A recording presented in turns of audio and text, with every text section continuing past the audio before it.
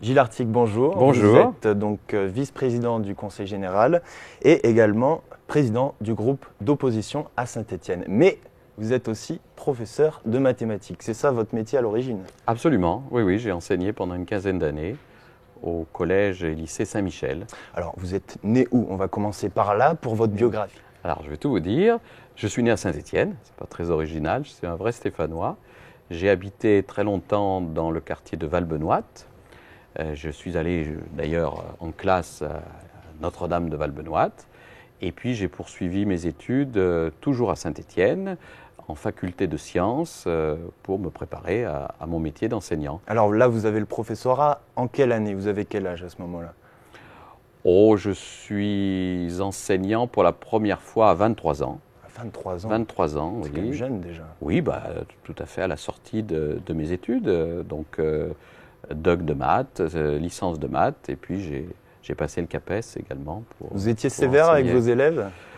Oh, je ne sais pas, il faudrait leur demander. J'en revois quand même un certain nombre. Je pense que j'essayais d'être juste. Donc vous avez enseigné à quelle école? J'ai enseigné à Saint-Michel, À Saint-Michel. collège et lycée Saint-Michel.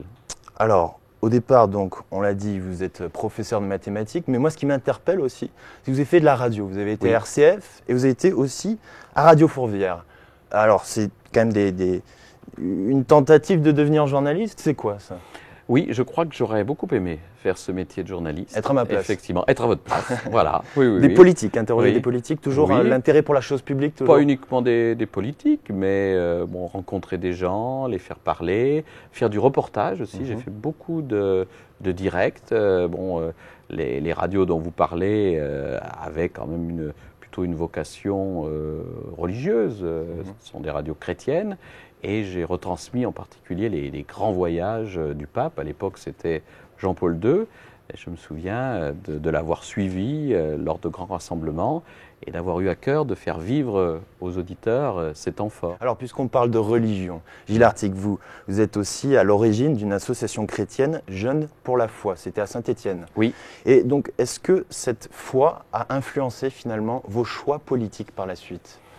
Non, ils n'ont pas influencé mes choix politiques, mais ils ont été, je pense, à l'origine de mon engagement. Oui, c'est vrai que le pape Jean-Paul II a demandé aux chrétiens d'être présents aussi dans le monde politique, de ne pas être simplement dans la critique, mais de s'engager.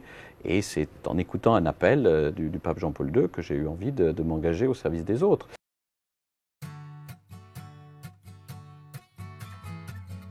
Plutôt celui-là, celui-là, celui-là?